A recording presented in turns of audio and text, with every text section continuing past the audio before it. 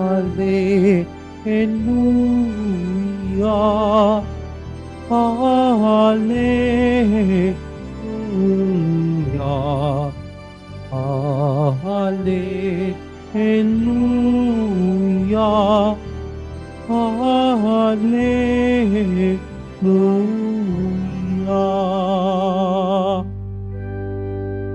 Manalangin walang pay, samantalang inihintay si Jesus na pong mahal.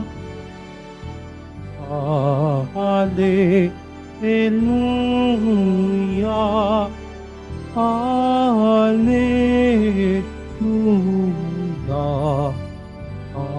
Hallelujah, Hallelujah.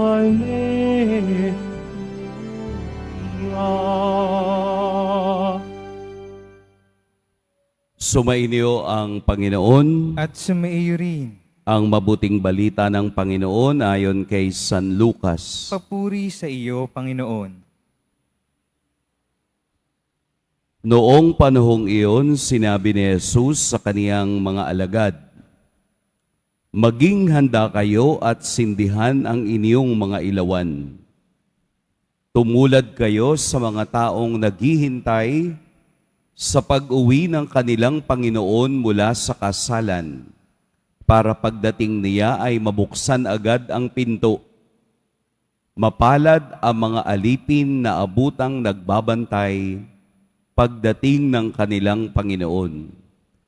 Sinasabi ko sa inyo, maghahanda siya, padudulugin sila sa hapag at maglilingkod sa kanila. Mapapalad sila kung naratnan niya silang handa. Dumating man siya ng hating gabi o madaling araw siya dumating."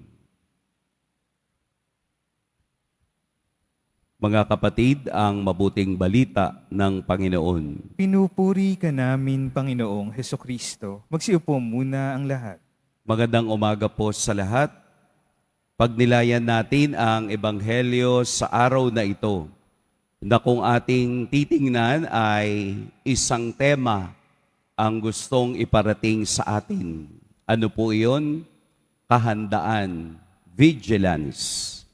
At ano ba ang gustong sabihin ni Kristo kapag sinabing paghahanda o vigilance o kahandaan? Nabanggit dito ang dalawang oras. Hating gabi o madaling araw siya dumating. Ito ay pagpapakita ng oras ng Diyos, na ang kaniyang pagdating ay ang oras na hindi natin inaasahan. Ang sabi po ng mga biblical expert, yung hating gabi o madaling araw ay hindi lamang tumutukoy sa physical time, kung hindi ito ay tumutukoy sa buhay ng tao. Yung hating gabi ay ang taon o bahagi ng buhay ng tao na siya ay nasa middle age. At yung madaling araw ay siya ay nasa senior age.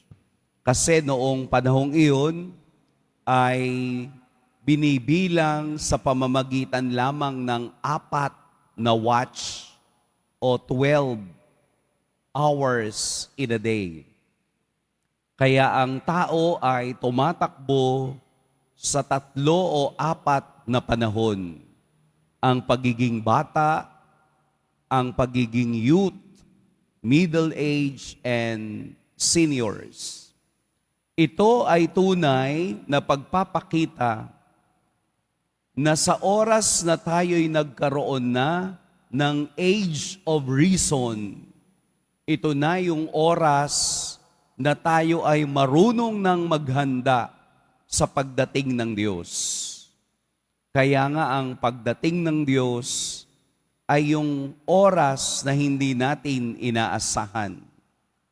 Doon sa unang bahagi ng Ebanghelyo, narinig natin yung salitang, maging handa kayo. Maging handa kayo. Sa English, geared your loin. Parang ang layo, ano? Geared your loin. Kasi nung unang panahon, ang damit ay wala namang short at wala namang pants. Pag sinabing geared your loin, itali mo sa iyong bewang yung iyong damit bilang simbolo ng paghahanda that you are ready for battle. So lahat tayo ay ipinaghahanda, binibigyan ng pagkakataong maghanda sa anumang oras o panahon o sitwasyon ng ating buhay. Sapagkat ang hindi natin alam ay ang pagdating ng ating Panginoon at kakatok sa ating buhay. Meron po akong nabasa na isang storya. May isang babae na nag-aalaga ng ahas, yung mga exotic na hayop. Kasama niya ito sa pagtulog. Isang araw ay napansin niya na hindi na kumakain yung ahas. Parang medyo wala sa huwisyo yung ahas, habang tumatagal, nawawala ng ganang kumain. Kaya dinala niya sa isang veterinarian, sa isang doktor. Sabi niya sa doktor, hindi na po ata siya kumakain.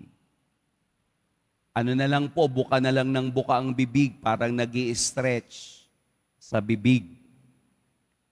Kaya nagtanong ang doktor, ang tanong ng doktor, saan ba yan siya natutulog?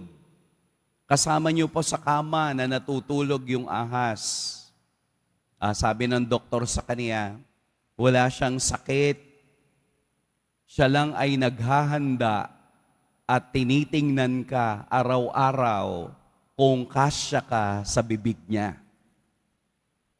Siya ay hindi na kumakain para alam niya na ang kanyang kakaining nakikita ay magkakasya sa kaniyang sikmura.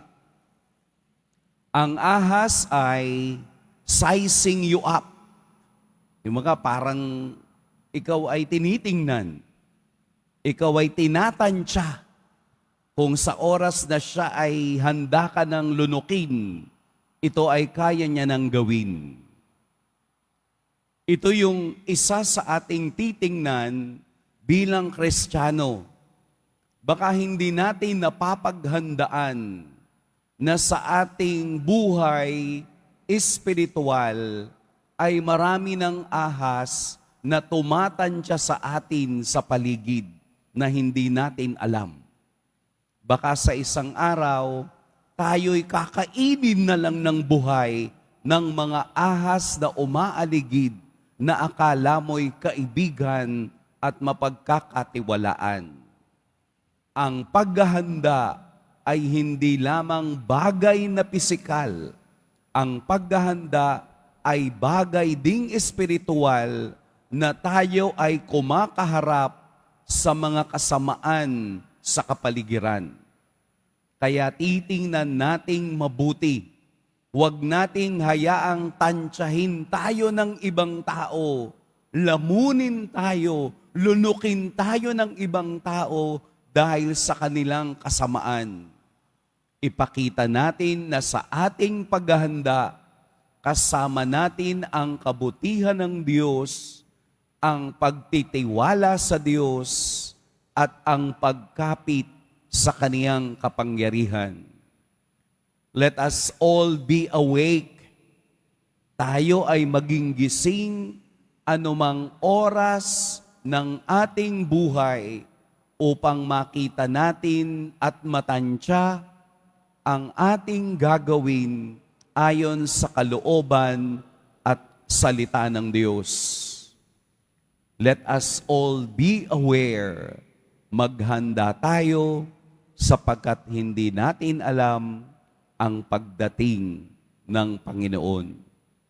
Kung papaanong binigyan tayo ng katuroan kahapon na huwag mahalin ang kayamanan, ngayon naman ay ginagawang gising ang ating isipan na palaging maghanda sa kaniyang pagdating.